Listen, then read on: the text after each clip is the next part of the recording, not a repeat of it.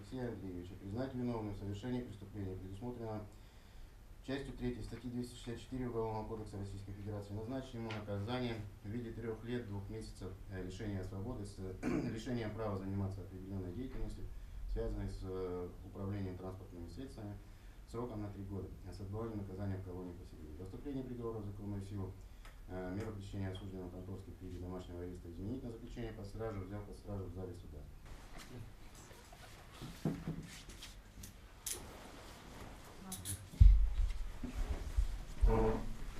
Алексей, если завтра получится выполнить,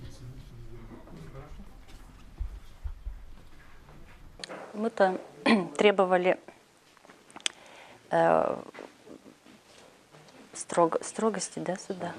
Это, насколько я не профессионал, не специалист по этому делу, поэтому я для себя знаю, что это строгое, это 5 лет лишения свободы общего режима.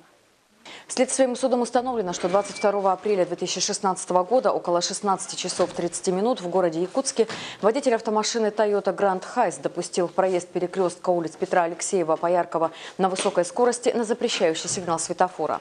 Пытаясь избежать столкновения со встречной автомашиной, завершающей маневр поворота, водитель выехал на тротуар, где совершил наезд на 5 пешеходов, которые стояли на автобусной остановке. В результате дорожного происшествия смертельную травму получил 12-летний ребенок, который скончался на месте ДТП до приезда врачей скорой помощи.